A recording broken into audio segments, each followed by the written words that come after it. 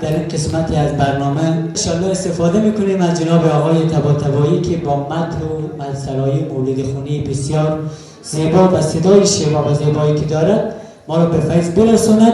به افتخارشون یک دست بزنید، دست بسیار خوشگل و مرتب.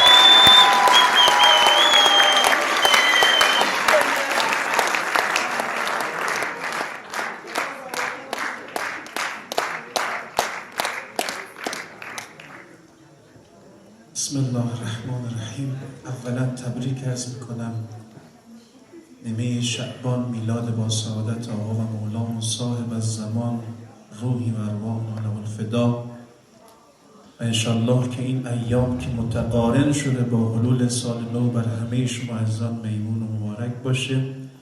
این شادی شما رو انسان میبینه شاد میشه.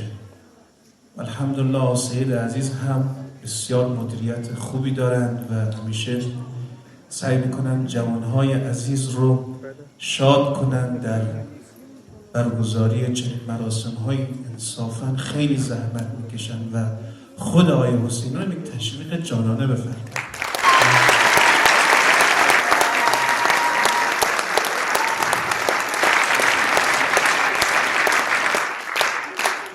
خوش آمدی آقا، خوش آمدی آقا، خوش آمدی آقا، خوش آمدی آقا، خوش آمدی آقا، خوش آمدی آقا، خوش آمدی آقا، خوش آمدی آقا، خوش آمدی آقا. به نیمه شعبان، به نیمه شعبان شده جهان گلشن، شده جهان گلشن. یا حضرت نرگس چشمان تو روشن، یا حضرت نرگس چشمان تو روشن.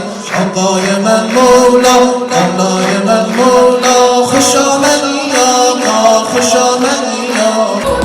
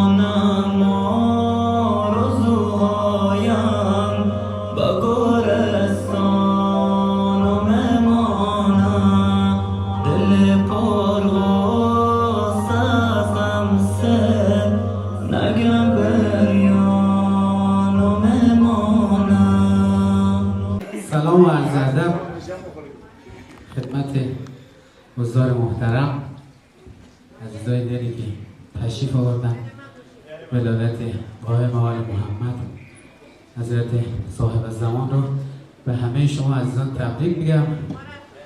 خیلی خیلی خوش اومدید. به افتخار خودتون دست بلند.